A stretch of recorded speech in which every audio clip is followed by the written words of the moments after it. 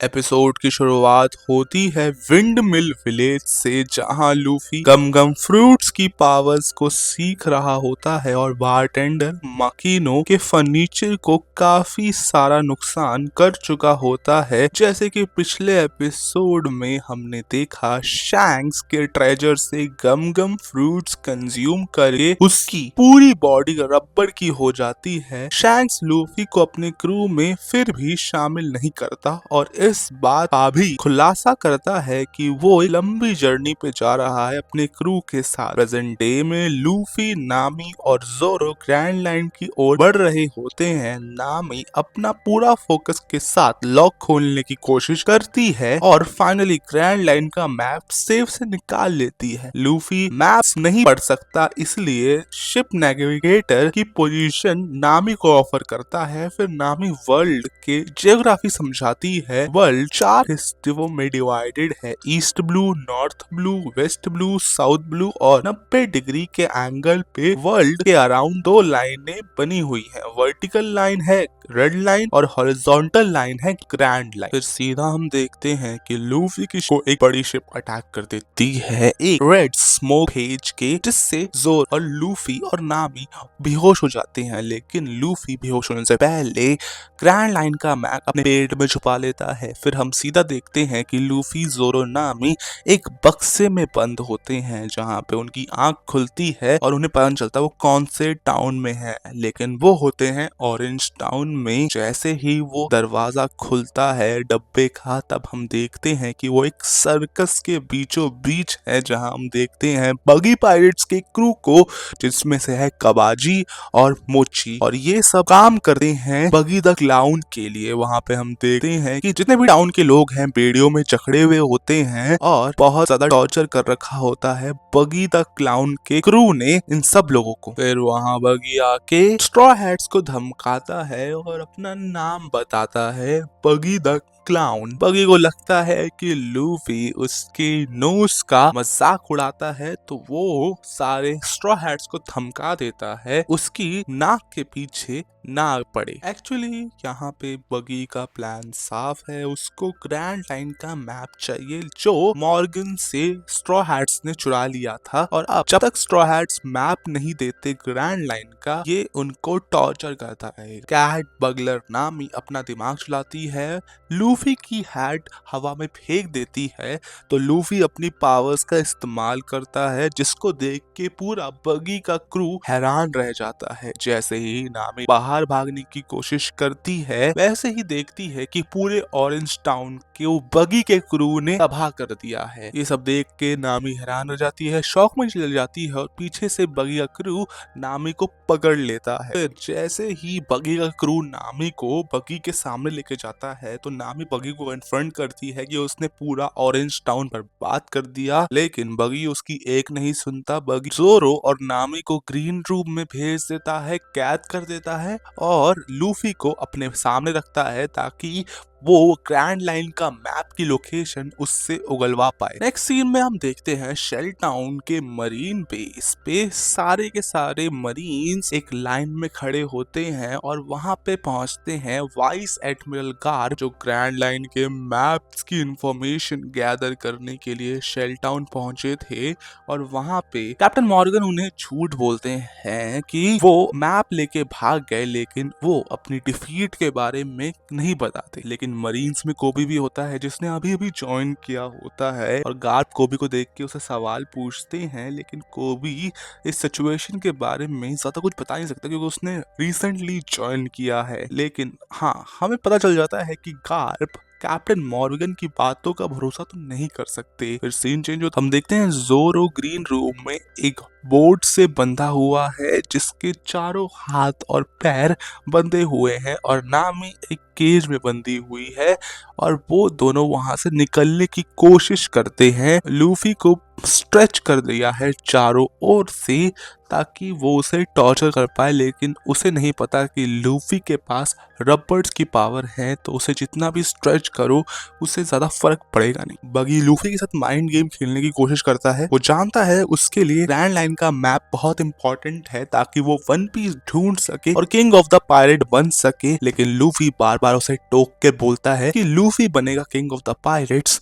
और जैसे ही वो स्ट्रॉ हैट देखता है उसे शैंक्स की याद आ जाती है, जिससे वहां पता चलता है बगी और शैंक्स एक ही साथ क्रू में थे और बगी शैंक्स से काफी हेट करता है। ये बात काफी क्लियर हो जाती है, लेकिन फिर भी लूफी का मुंह नहीं खोलता, तो वो innocent members of orange town को टारगेट करता है। एक बच्चे को लूफी की तरह टॉर्चर करने की धमकी देता है, तो लूफी का सब्र का बांध टूट जाता है। वो अपने आप को गैस से छुड़ाता है और सीधा अपने गमगम फ्रूट्स की पावर से बगी के फेस पे मुक्का मारता है, लेकिन बगी का फेस उसकी बॉडी से डिटैच हो जाता है। लूफी हैरान होकर पूछता है कि क्या तुमने डेविल फ्रूट खाया है? और ये बात सुन के बगी उसको बोलता है कि तुम मुझे कितना भी काटो, मैं कितने भी टुकड़ों में बढ़ सकता हूँ, क्योंकि मेरे पास चॉप चॉप फ्रूट्स की पावर है। और ये सब बोल के वो सीधा अटैक करता है लूफी पर और उसे अपनी पावर्स की मदद से दोबारा से एक रेड स्मोक गैस से बेहोश कर देता है। फिर हम देखते हैं कि जोरो और नामी वहां से निकलने की कोशिश करते हैं और वहां पे आ जाता है कबाजी, जो जोरो से एक पुरानी रंजिश रखता है। उसके भाई को जोरो ने मार दिया था, जिसके बारे में जोरो को याद तक नहीं है। इसकी वजह से कबाजी जोरो से बहुत गुस्सा है और उसे मल्टीपल टाइम्स पंच करता है। फिर हम सीधा पहुंचते हैं मरीन बेस पे, जहां गार्ड कोबी को इन्वेस्टिगेट करता है। कोबी पहले तो बहुत हेजिडेंट होता है, लेकिन उसके बाद पूरा सच बता देता है कि उसका दोस्त लूफी ने ही मरीन बेस पे अटैक किया था और उसी ने मैप चुराया है। और जब उसने मैप चुराया था तो कोबी लूफी के साथ ही था। और ये बात सुन के गार्ड काफी इंप्रेस होते हैं कि एक मरीन का सच बोलना काफी जरूरी होता है, और वो मॉर्गन की सच्चाई भी गार्ड को बता देते हैं। हम ये भी नोटिस करते हैं कि गार्ड पहले से ही जानते हैं स्ट्रॉ हैट के बारे में। इसका मतलब गार्ड और स्ट्रॉ हैट के बीच कोई कनेक्शन है जो हमें बाद में पता चलेगा। फिर हम सीधा पहुंचते हैं पास्ट में, जहां विंडमिल विलेज में लूफी काफी अपसेट होता है कि शैंक्स अब वापस कभी भी विंडमिल विलेज नहीं आएगा। फिर पायरेट आके बार टेंडर को काफी कुछ सुनाने लगता है, जिसको देख के लूफी काफी भड़क जाता है और वो सीधा पायरेट से पंगा ले लेता है। फिर वो पायरेट लूफी को जान से मारने की धमकी देता है, लेकिन तभी आ जाता है शैंक्स, जो अपने दोस्त लूफी की मदद करता है और पायरेट से लड़ता है। तो शैंक्स पायरेट्स को हरा देता है, लेकिन तभी उसे पता चलता है कि लूफी गायब हो चुका है। और फिर हम प्रेजेंट में आते हैं। बगी को पता है कि लूफी की कमजोरी क्या है। लूफी को सी वाटर से काफी ज्यादा एलर्जी है, क्योंकि उसके बाद वो काफी वीक पड़ जाता है, क्योंकि उसने गम गम फ्रूट्स खाए होते ही हैं। जितने भी डेविल फ्रूट यूजर्स हैं उनका पानी में रहना काफी मुश्किल है, और ये बात बगी अच्छे से जानता है। तो वो उसे पानी में डुबाने की कोशिश करता है, एक ट्रांसपेरेंट टैंक में बंद कर देता है, और जब तक वो ग्रैंड लाइन का मैप बगी को वापस नहीं करेगा वो उस टैंक पे पानी भरता रहेगा, जिससे लूफी के डूबने के चांसेस काफी बढ़ जाते हैं। पास्ट में हम देखते हैं कि पायरेट लूफी को किडनैप कर लेता है और तभी वहां पे एक सी मॉन्स्टर हमला कर देता है जो पायरेट को डुबा देता है।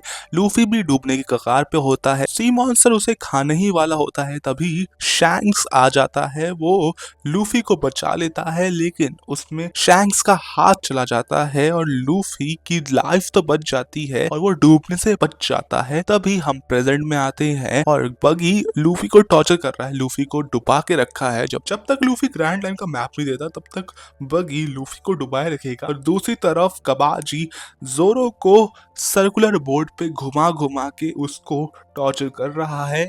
तो और नामी धीरे से चुपके से अपना लॉक खोलने की कोशिश कर रही। नामी सक्सेसफुली लॉक खोल लेती है और वो कबाजी को एक किक मारती है और कबाजी को जोरो पकड़ लेता है और उसको बेहोश कर देता है, जिससे हम देखते हैं कि नामी और जोरो की बॉन्डिंग धीरे धीरे बेटर होत रही है। और अपने कैप्टन को बचाने के लिए बगी पे अटैक कर देता है जोरो और नामी उसका साथ देती है। नामी सीधा अपने स्टाफ से उस टैंक पे अटैक करती है, जिससे टैंक का शीशा टूट जाता है। लूफी बाहर आ जाता है। फिर लूफी ग्रैंड लाइन का मैप उगल देता है और वो सीधा हाथ लग जाता है बगी द क्लाउन के और फिर लूफी, नामी और ज़ोरो लड़ते हैं बगी द क्लाउन से, लेकिन बगी द क्लाउन से लड़ना इतना भी आसान नहीं क्योंकि वो चॉप चॉप फ्रूट्स की पावर से उन सबको हरा देता है। लेकिन फिर नामी एक टैक्टिक लगाती है, वो लूफी को इशारा करती है कि वो सारे के सारे बॉडी पार्ट्स अलग अलग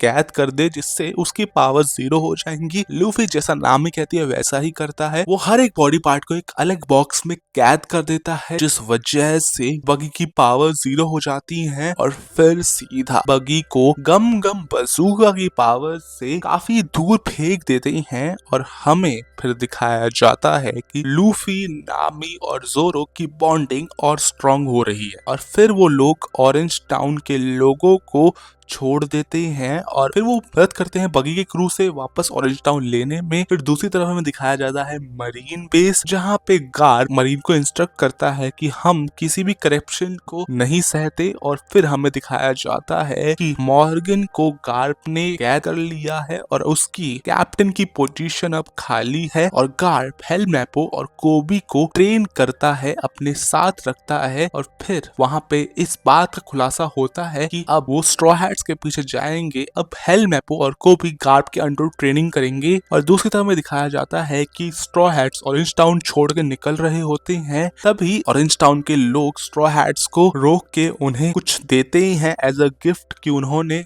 बगी के क्रू से उनको छुड़ाया है, लेकिन स्ट्रॉ हैट्स कुछ लेते नहीं हैं। लूफी एज ऑलवेज अपना कुछ खाने के लिए लेता है और निकल पड़ता है अपनी जर्नी कंटिन्यू करने के लिए और दूसरे में दिखाया जाता है कि शैंक्स का ग्रुप छोड़ के जा रहा होता है विंडविन विलेज और जाते जाते लूफी को अपना सपना फॉलो करने की एक हिदायत देता है और वो फिर तब से डिसाइड करता है लूफी कि वो अपना क्रू बनाएगा और जैसे ही ये बात वो शैंक्स को बताता है तो शैंक्स अपनी स्ट्रॉ हैट दे देता है लूफी को और बोलता है और ये मुझे तभी वापस करना जब हम नेक्स्ट टाइम मिलेंगे और तुम किंग ऑफ द पायरेट्स बन चुके होंगे।